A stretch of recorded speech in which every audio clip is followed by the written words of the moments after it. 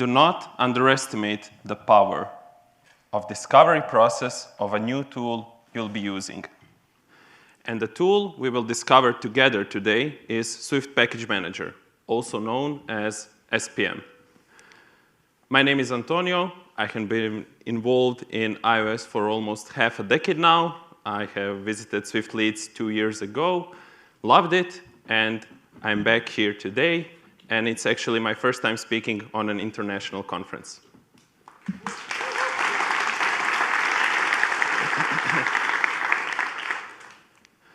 Today, we will go through 4 main chapters.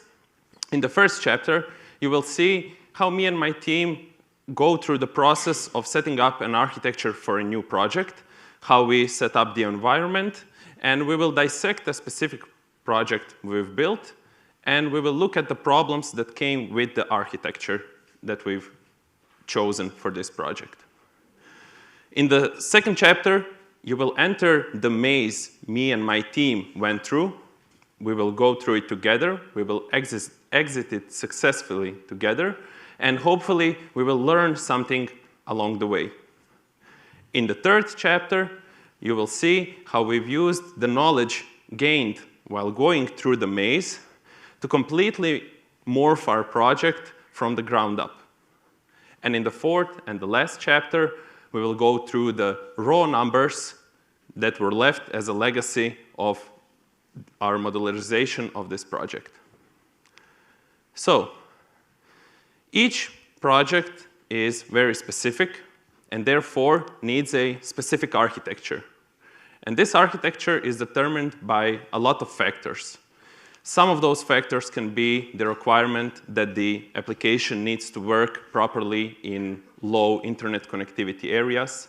It can be the requirement that the app needs to be accessible to elderly people. The list goes on. But it is important to take all of those factors together, apply critical thinking, and choose a right architecture for that project specifically. And the project we'll be talking about today is Project X. I decided not to name it. It will be a no-name project because it's not really important for today's talk. But what is important is that we've started working on Project X around 3 years ago, and the initial team consisted only of 2 iOS developers. And as I was thinking on how to show you the process of our architectural decisions and decisions regarding the environment setup, I decided that the best way to show you that process is to actually take all of you together through that process with me. So, the first decision we've had to make was to choose whether we'll use SwiftUI or UIKit. And since we are talking about 2021, when SwiftUI wasn't as stable, we went with a safer option, UIKit. The second decision we had to make was whether we'll build Android and iOS apps fully natively, or if we'll use Kotlin Multiplatform as a way to build business and domain logic once, and then export that logic to iOS and Android projects and use it to only build UI parts of the projects natively. And since me and my team have been pioneers of Kotlin Multiplatform, and we've implemented it in our apps even before it reached its first stable version, and the architecture of this project fit Kotlin Multiplatform perfectly, we decided to go that way, use Kotlin Multiplatform. The next decision we've had to make was whether we'll use CocoaPods or SPM. Once again, we've made a bit safer decision at the time. We went with the option we were more familiar with, and we've used CocoaPods. And third, but not last, we had to decide whether we'll use Monolith or modularized approach. And at that time, we also used the approach that we were more familiar with, so we went with a monolith. Thankfully, because if we didn't do that, I wouldn't be standing here today. So just to repeat everything once again, we've used UIKit, Kotlin Multiplatform, CocoaPods, and finally, Monolith. I believe that you are all familiar with the first three, but there is a fourth term, monolith, which might need some more explanation. So a monolith is a term which isn't only used in programming dialect. It's also used in common language, and it's used to represent something that is uniform, that is standing by itself, and that is massive. When we switch to the programming dialect, the definition doesn't differentiate much. It is only now related directly to code. Monolith in iOS represents a large block of interconnected components which don't really have a strict line that separates them. It's almost as if they are completely uniform, meaning you can use functionalities from feature 1 in feature 2, or you can use functionalities from feature 3 in feature 2. Because there are no limitations, there is no strict separation between those components.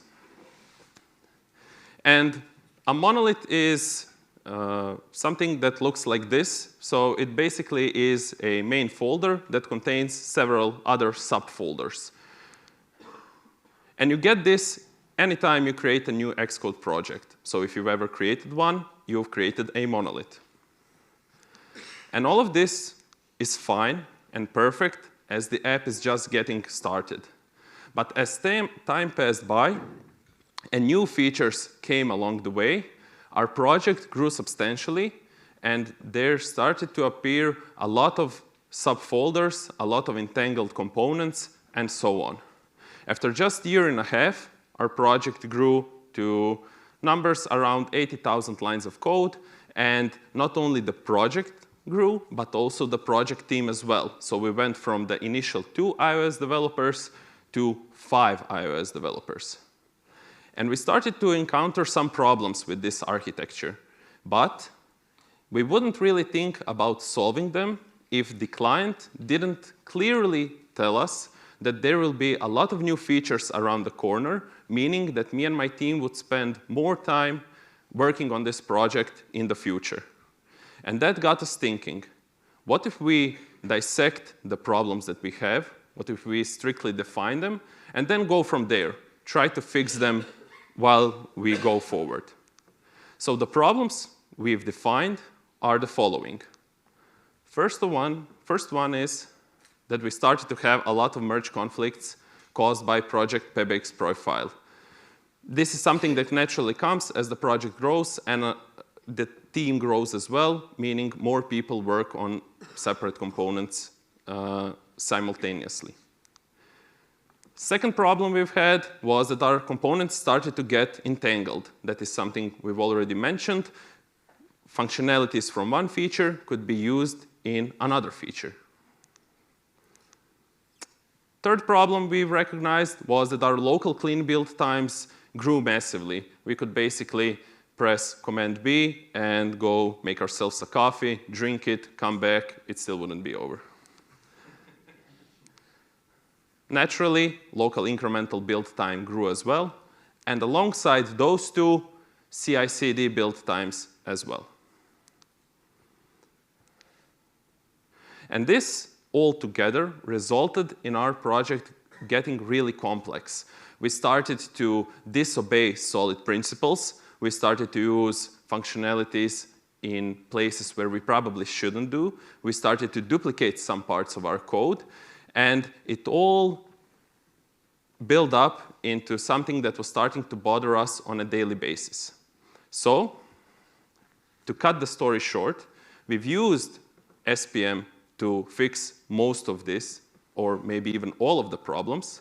But before we go into the solution, I would now like all of you to interact with me a little bit, and I would like to play a little game with you.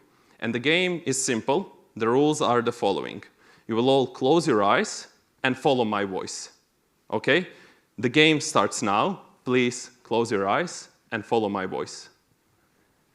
Imagine you are in a dark place, surrounded by walls. It's a tight place.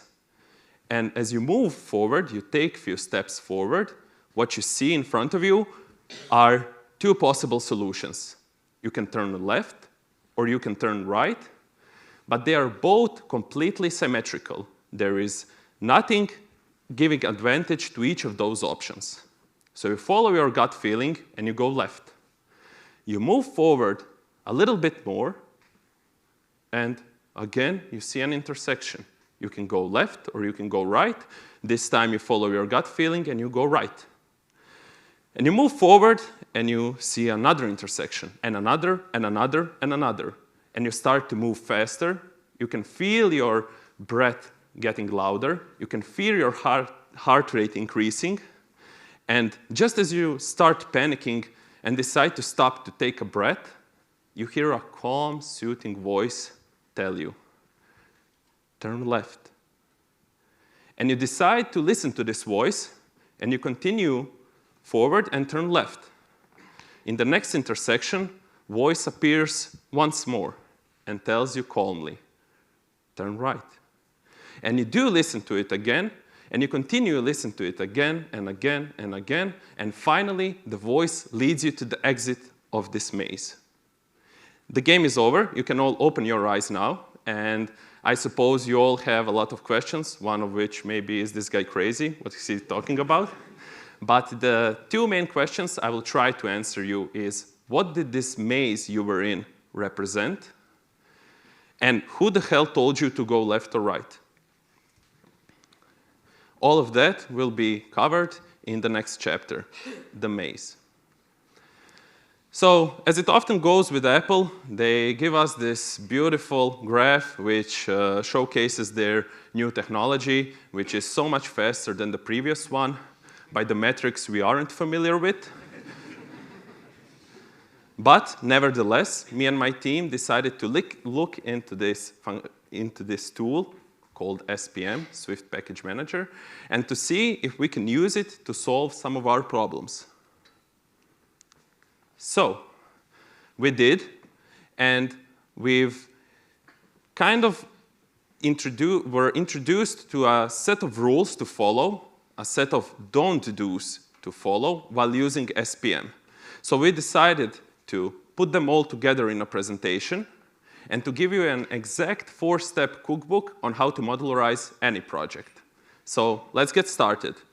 The building blocks of SPM when modularizing an iOS application with SPM are SPM modules. Here you can see several of them, which were named the way we decided to, and we'll get to that a bit later. And what is now important is that these modules are no longer surrounded by a dotted line. As you can see, they are surrounded by a full line, meaning they can work independently. But with the help of SPM, they can also work together. And to go through the naming that we've chosen for the modules of our application and to go through the functionalities of each of them, we will start up with the topmost one, with core module. Core module is something that we intended to create and to put all of our shared variables, environment variables, and all the code that is used across the app.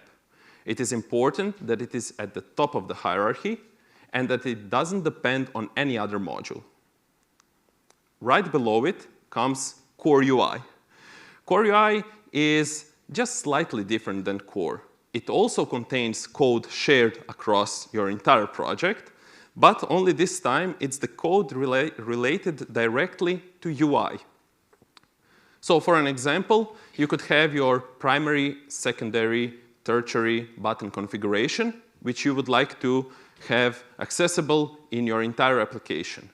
Core UI would be the perfect module to place that button configuration in and then reuse it as much as you like. You wouldn't need to rewrite it again. And now, where it gets interesting is the fact that we don't build our apps only with primary buttons and core features. We have specific features. So perhaps we can use an example of a login feature. It contains few screens, and they enable you to log in into the application. It would be a perfect example of one feature module. But, of course, that feature module is related to the core modules and can use functionalities and components from them. And as we all know, our app can't just contain a login feature. There has to be several other features. So we need to think in a higher dimension. We can continue building our app with as many features as we like, using functionalities from core and core UI. What is important to note is that you always need to have in mind that your modules shouldn't be too grained nor too bulky. And I hate to say it like this, because I know that we as engineers hate when there is no top margin, bottom margin to specifically define what is too grained, what is too bulky. But this is something that goes for each project separately. This is something you'll have to figure out on your own when you build your own modules. And now that we've covered basically what the building blocks are and what they do, it is now time to check how do modules behave when we change a bit of code in them. So in case you get a request to change the color of the header inside of your login flow, it means you very probably won't touch core or core UI at all. You will only touch and make changes to the feature module, feature one module. And that means that when you hit build in your Xcode project, what would now happen is that only feature one would be recompiled. And the question that comes naturally after this is, what would happen if we decided to change a functionality of our primary button configuration, which is placed in core UI? Well, in that case, what would be recompiled is the core UI module itself and all the modules that are its children, because there is a possibility that they use functionality which is now changed in core UI, meaning they need to be recompiled as well. Next up are two rules which are a big no-no. So as you can see, we are now starting to form somewhat of a tree hierarchy. So we are starting to have our most important modules at the top, center top, and we are building our feature modules as tree leaves. And also, what you may notice is that our dependencies go vertically up. So we use functionalities from the module that is right above the child module.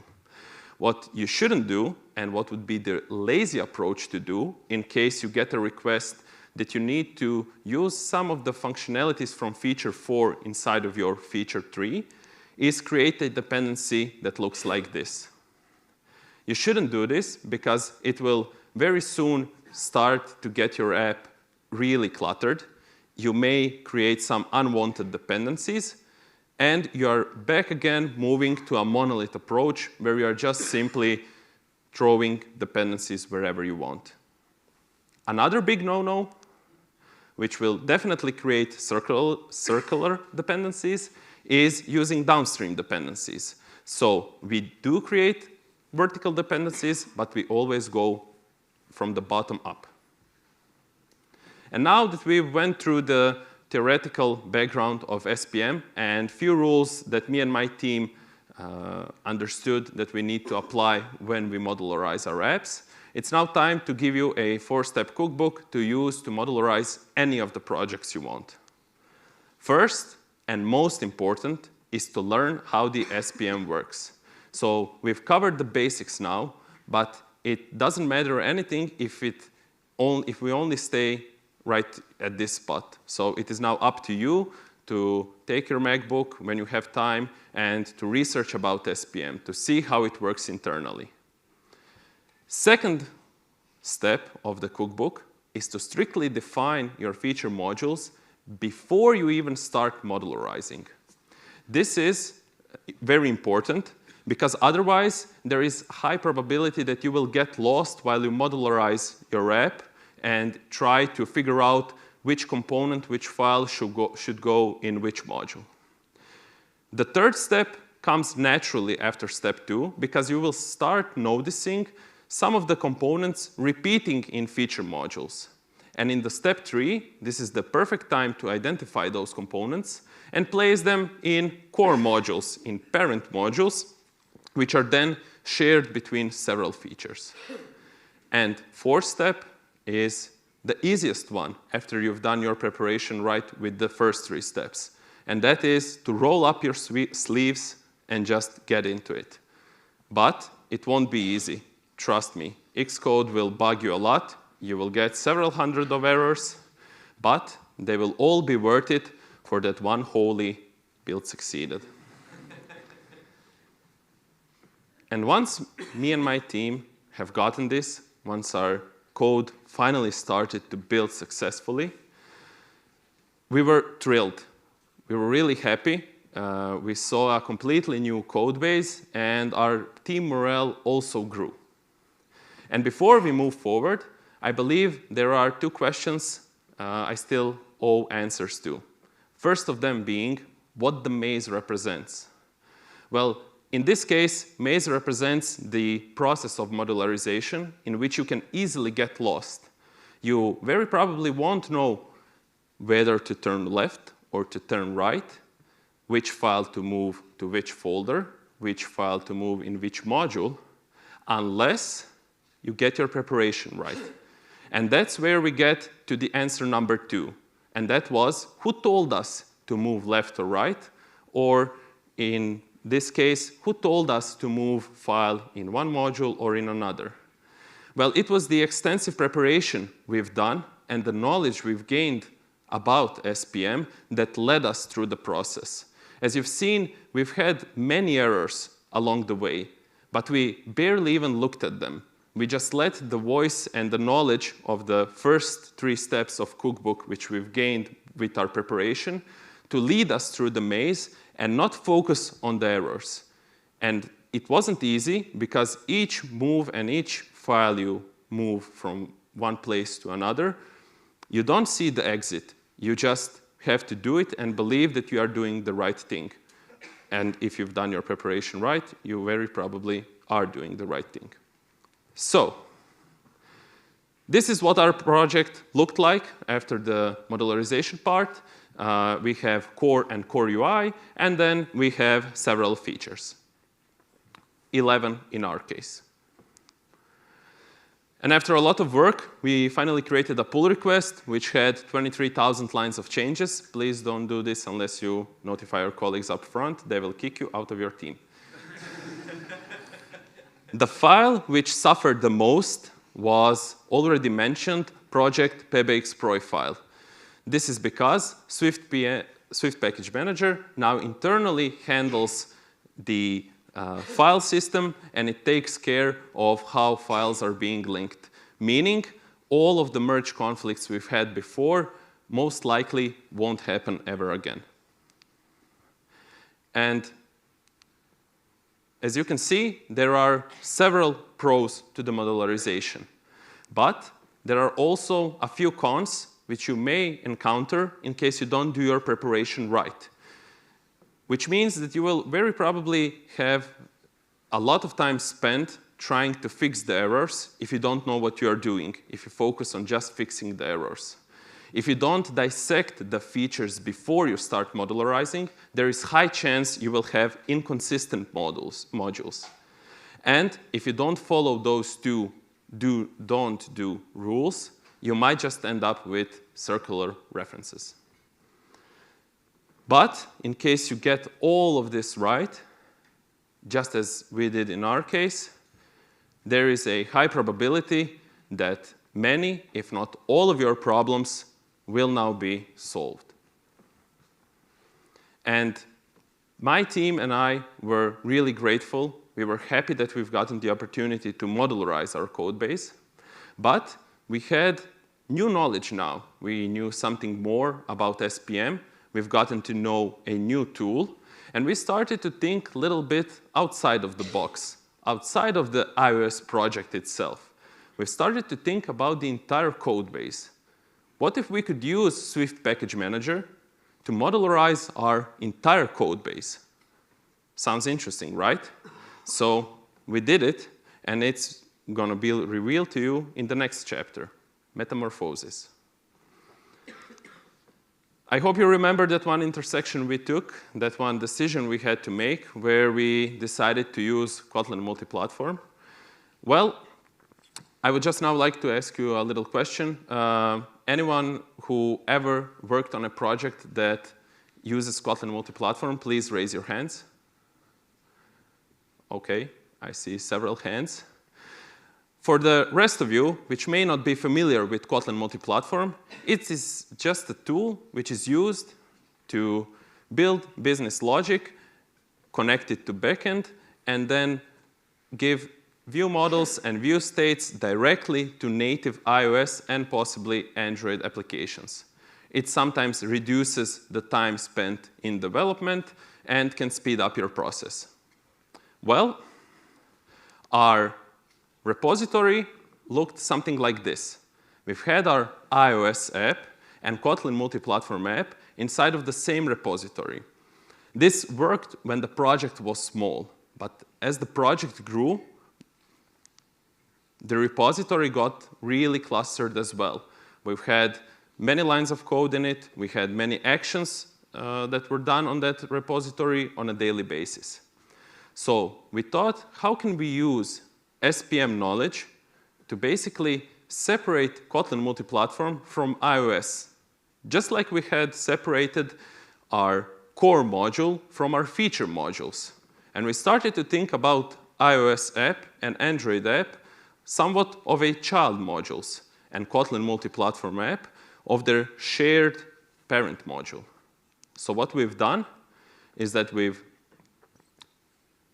taken our apps and separated them completely into different repositories. And what we've done next is that we've imported Kotlin Multiplatform code through SPM.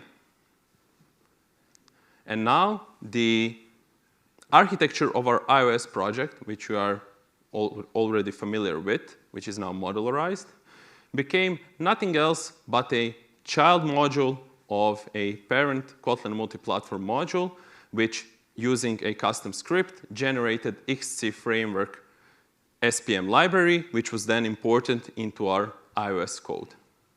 And now, at this point, we were happy what we've done. We've modularized our iOS code base. We've modularized our project entirely from the ground up. And we've reached some great results. Results we will check in the next chapter, the legacy. As the client told us, project really did continue to grow. iOS project 1.5 years after modularization now grew to more than 100,000 lines of code. There are 4 iOS developers working on it. Meaning, all of the efforts we've put into modularization paid off because we've gained very, very good time savings. And exactly the numbers of the time savings we've achieved are visible now. Our local clean build time previously, before the entire process, lasted around 3 minutes. After this process, our local clean build time was reduced by 55% to just over a minute. Our local increment build time, which lasted 14 seconds, got reduced by 43% to 8 seconds. And I know it may not seem like a lot of time, but there is the fact that you need to understand that you don't incrementally build your app once a day. You build it several times through the day, and additionally, it's not only you who build the app, but also all of your colleagues which work on the project as well. And during a lot of time, as the time passes by, those savings, they sum up. And finally, our biggest pain point were our CI/CD builds, which lasted 31 minutes, so around half an hour, which is really depending on the perspective. I know that there are probably here people which work on projects where CI/CD builds take much longer. But for the project of this size, this seemed really like a lot. And after we've modularized the iOS part, we've gained 27% decrease in CI/CD build time. And after we've removed Kotlin Platform from the iOS repository, moved it to a separate repository, Our iOS builds took only 8 minutes. But it wouldn't be fair to say that the costs of CI/CD were also reduced by 73%. That would mean that the Kotlin Multiplatform code doesn't need to be rebuilt anytime in the future. Meaning, the costs of Kotlin Multiplatform builds are still there. But now we have the complete ownership on when we want to build Kotlin Multiplatform. We don't need to build it with each of our iOS builds. We can perhaps build Kotlin Multiplatform code once a week. We can give it an exact version. And we can use that version while we import Kotlin Multiplatform into our iOS app for, let's say, 10 following builds. And the numbers don't lie. It was really fun, and it was worth it to modularize our code base. But the thing I would like all of you to take away from this presentation isn't strictly the SPM knowledge. It's that I would like you all to not be afraid to roll up your sleeves, get your hands dirty, to refactor your entire applications from ground up if you think that will improve your day-to-day work, that will increase your team morale. And at the end, you don't need to be afraid to enter any kind of maze, any kind of labyrinth, which is tied to a new tool you'll use. If you do your preparation right, you will for sure have a voice in the back of your head telling you, turn left, turn right, and it will eventually lead you to the exit. Thank you.